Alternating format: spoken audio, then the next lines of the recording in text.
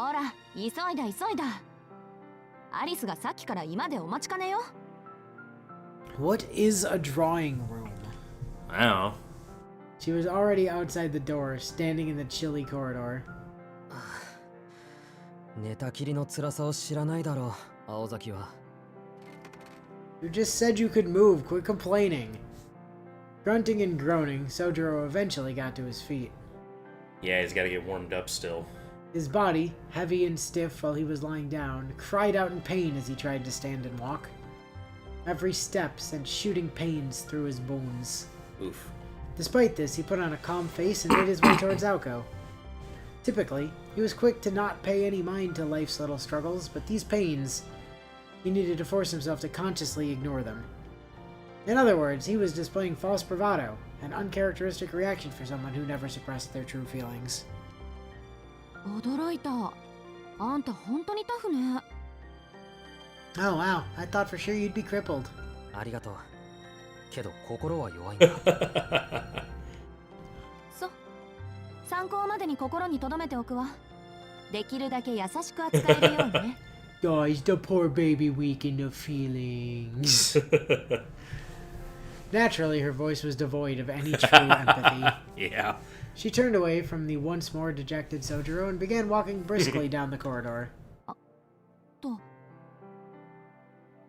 Just then, she stopped, feet snapped together as though something had popped into her head. And just as if she was remembering something she'd forgotten, in a completely trivial way. それじゃあ行くわよ。ついてきて、Soujuuro. Oh. Using his first name. Oh. She gallantly turned back the way she was heading, the words sounding so natural as she spoke them.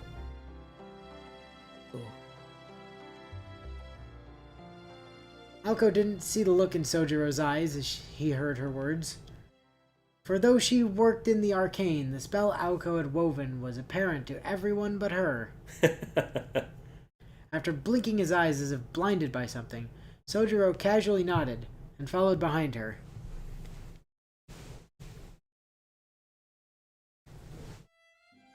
The sheer size of the interior was daunting.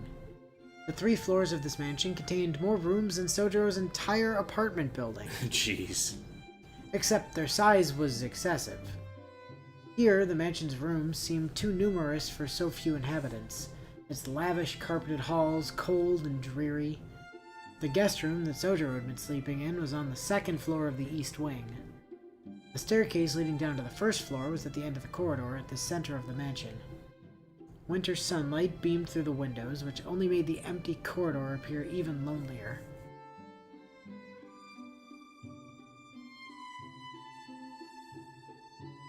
The center of the mansion was topped by a vaulted skylight overlooking the 1st floor. The staircase connecting the 1st and 2nd floors lined its walls. Another staircase at the other end of the 2nd floor corridor presumably led to an attic or storeroom of sorts on the 3rd floor. Paying no mind to Soujuro's gawking, Aoko descended the stairs with familiar steps. The foyer was a place of white and wood grain.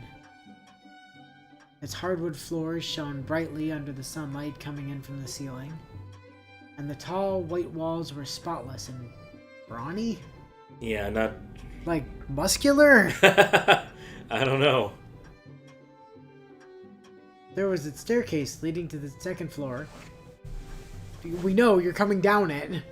And a long unused fireplace. A neglected telephone sat on a table, opposite a solemn grandfather clock. Fuck that telephone. That started this whole journey. It was more like an old castle than a mansion. Yeah, a little bit. Aoko shot Soujuuro a callous stare, who stood captivated by the otherworldly scenery. 今はこっちよ。ぼさっとしない。She grabbed the knob of the door next to the stairs. There were 4 doors to the foyer, and the easternmost as you entered the house led to the drawing room. The door on the opposite side of the foyer led to the mansion's west wing. The south was the entrance. On the north side was one more door next to the fireplace. Tucked underneath the stairs, this door connected to a bathroom, unbeknownst to Soujuuro. Due to the lack of windows, the first floor's corridors were not well lit. The second floor was a seldom attended infirmary, Wow. and the foyer a stairwell in some foreign castle. Then the first floor corridor was a windowless labyrinth, not unlike the corridors of a hotel. Although it hadn't been long since Soujuuro came to the city, even he could feel this place was out of the ordinary. Well, yes, it's European. Well, yeah. Seeing as how he was going to be stuck here for the foreseeable future, he found it hard to get excited about living in a haunted house. そこが今で奥が厨房ね。簡単な料理ぐらいはできるようになってるから。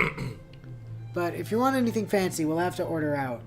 But the problem is, the stupid delivery place won't deliver to us unless we have at least 3 orders.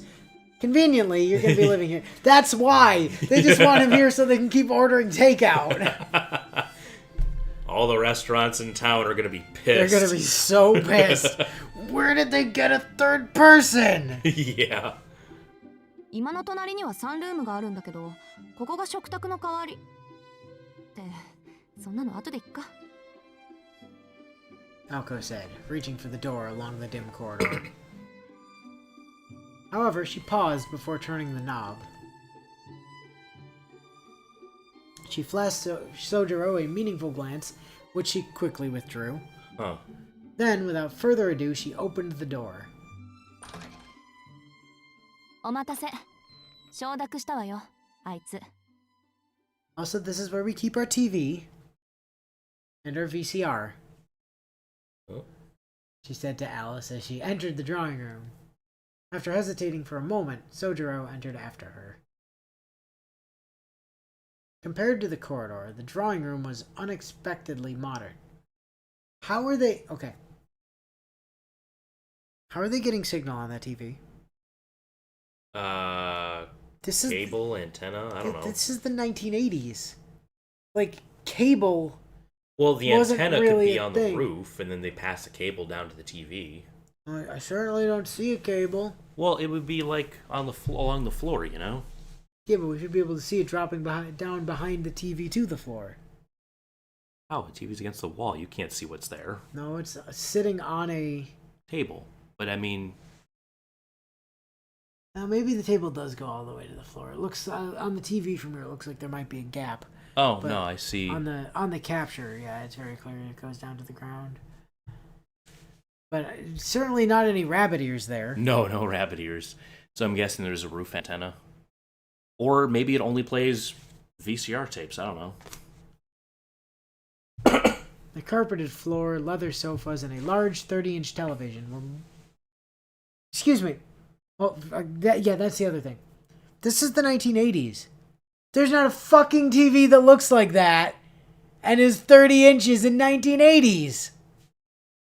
It wasn't? Not really, no. Hmm. Like, something like that would have been insanely expensive. We're in a mansion. I'm Like- pretty sure they can buy the fanciest. That 30-inch CRT that's sitting next to the TV that we're playing on Yeah. right now, that was from, like, the early 2000s Yeah. and was, like, Still pricey. $700 or something at the time. I was going to say, like, I've seen, like, 90s TVs that look kind of like the one in the picture there. Yeah, from the 90s, sure, but So not from I the- would say in the late 80s there might have been a really expensive version. I think they would have been much more angular than that, though. Like, Yeah, the maybe. style on that is more like what you saw in 90s. Yeah. 90s set-top So boxes. that could just be an anachronism there.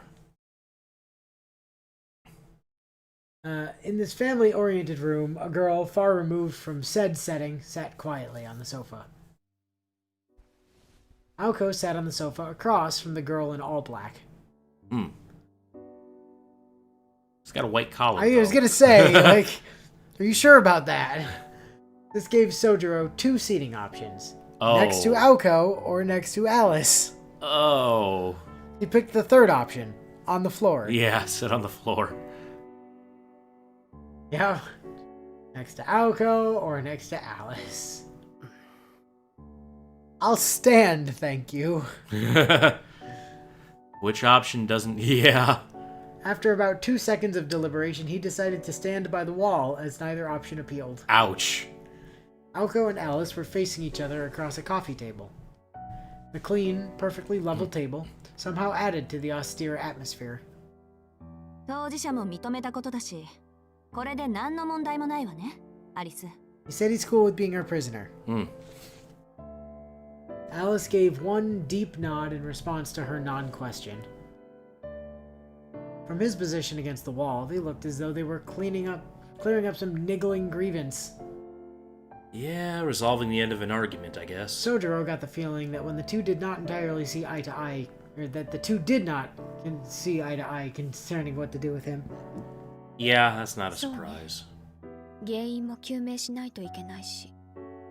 The cause of what? Him How? getting through your barrier? Probably. Oh. She cast a sideways look at Soujuuro with those darkly shaded, beautiful eyes of hers. It does look like a sharp glare from the way that she's drawn there. Her voice shared the same cold indifference, making it abundantly clear that she had no intention of accepting him as a housemate. けれど、あなたはそれでいいの？遊園地でのことを忘れてはいないでしょ？ Well, you think I shouldn't want to live with you just because you tried to kill me one time? Or about the puppet, maybe. Alice's voice was a mixture of judgment and scrutiny. She was aware that from an outsider's perspective, she and Aoko appeared dangerous. She wanted to know if Soujuuro was up to the challenge of living with such people. そりゃ夢だと思い込みたいけど、ちゃんと覚えてるし、できるだけ無事に済ませるにはこれが一番無難そうだ。 Right up until I remember Aoko asking me something. Yeah, And I said something in reply, and everything went black. Everything went black, and I can't remember what any of those things were. Yeah. Good. What? Nothing. Everything's perfect then. You get to live. Yeah. Above all else, it was the only way they would let him live. Alice responded apathetically with a non-committal murmur. She silently placed a small object on the table with a clink. It was another knife. A different knife from the previous knife. She's just showing off her knife collection now. Oh? That is not a knife. That's a fancy bottle. She pulled her pale fingers away from a small glass bottle. Well, look how the lights refracting onto the table there. Yeah. That's a cool effect. And the glass, more pale blue than transparent, was enough to signify its high quality. With a crane-like motion, she removed the stopper. Even though this was the first time he'd seen such a thing, something about it made him uneasy. Was it that it made him sad, or... Aoko's standoffish behavior only added to his concern. Alice once again fixed her eyes on Soujuuro, who was bracing himself for the worst. The glint in her eyes was bewitching. God, Damn it, these Soujuuro. guys, both of them. Everyone keeps crushing on Alice constantly. With not a single emotion apparent on her face, she called his name. Shizuki-kun? Oh?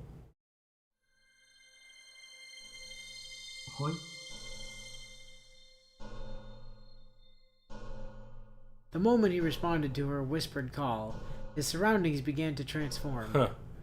The air grew thick, so thick it took on a color and a shape. The density and discomfort that coiled around his skin made it seem like the air had become words. Opening his mouth to gasp for air, the words invaded his lungs. Instinctively, he covered his mouth with his right hand and clutched his chest with his left, both hands appearing clear as mud. Even the thickest of mountain fogs never seized his senses like this. If he had to come up with an analogy, no words could quite describe it, but it was like he was standing in the pages of a newspaper. Wow, okay. The first sense to adjust to this new sensation was his hearing. Then his breathing stabilized, yet the feeling of suffocation remained. There was nothing restraining him that he could see, but he felt an intense claustrophobia. Before he'd even felt shock at the sudden change, he reached out in an attempt to find an escape, but his outstretched hands found only emptiness. It seemed contradictory that a place with no walls and a wide view could feel so cramped. spirited away in a dense fog. Back in the mountains, such superstitions never seemed real to him. Until now. Yeah, being spirited away, huh? And then, he finally noticed. A surprise to beat all surprises. The drawing room had not changed into another world at all. He knew this for certain because he could still see the room he was just in through the fog, as well as the two girls, Aoko Aozaki and Alice Kuonji, watching him closely. It was simply a problem of perspective. The floor was dark and perfectly flat. Looking up, there the two of them stood. The two girls were like two impossibly gargantuan clouds coldly looking down at him. Remembering the structure of the room and the layout of the furniture, Soujuuro's unsurpassed candor finally grasped his predicament. The parade at the amusement park had nothing on this. Somehow, he was inside the glass bottle that Alice Kuonji produced only moments ago. 図らずも Marveling at Alice's wickedness, Aoko glanced at the small bottle on the table. 2日前の夜と同じ状況になったわね。今 Yeah. 回そいつは起きてるけど。 Yeah, you at least put him in a jar when he was unconscious. Aoko calmly mused. Alice, however, was not looking down at the bottle. Instead, her eyes were locked on Aoko. 意外ね。青子は怒ると思ってたのに。Why? I put him in a jar. Yeah. I knocked him out first. You did what? Nothing. Shut up, Soujuuro. いや、私も似たようなこと考えてたから。少しは魔術ってもんを思い知らせておかないと困るでしょ。アリスがやってくれるなら止めはしないし、怒りもしないわ。ま、こっちが予定していたものより何倍もめちゃくちゃだけど。Aoko didn't take her eyes off the bottle as she spoke. Although she did her best to feign indifference towards Alice's magecraft, she couldn't completely hide her curiosity. The figure inside the bottle, likely having caught on to what was happening, tried various things like flailing its arms and sprinting around. The surface of the bottle was cloudy, so it was hard to make out exactly what was happening inside. ところで、これって私にくれたやつとは別物みたいだけど。Yes, this one's a lot more expensive. Yeah, I gave you the cheap shit one, just in case you broke it. Like Right. you broke my moon! あれより作りは細かいわ。 Oh, I see. 青子にあげたのは使い捨ての隔離するだけのものよ。これ Oh, はお互いの声も聞こえるから。 that's cool. へえ。けど、その割には何の反応もないよね。 Soujuuro, you want to reply so we know it is working? 青子には聞こえないだけよ。 Wait, what? Alice said calmly, finally dropping her gaze to the bottle. Just then, the figure inside stopped moving. It appeared only Alice had a connection to the world inside the bottle. なんだ、術者にしか特定。 Jeez. Okay. Aoko sighed, losing interest. Yeah, she wanted to torture Soujuuro some more. Whatever, bored now. Ignoring Aoko, Alice opened her mouth as if to speak to someone not altogether there. Oh? どう？これでも一番無難だと思う？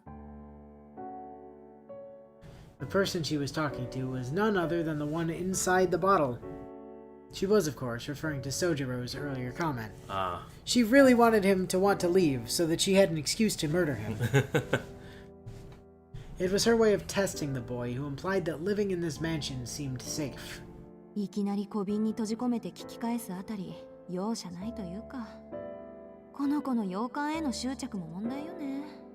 Well, it's her family mansion, isn't it? Then again, considering Aoko had invited this witness to a house of mirrors for a fight to the death, she was in no position to criticize. She would make sure Alice didn't let her emotions get the best of her, but for now, she was content to observe as a bystander. Alice has emotions?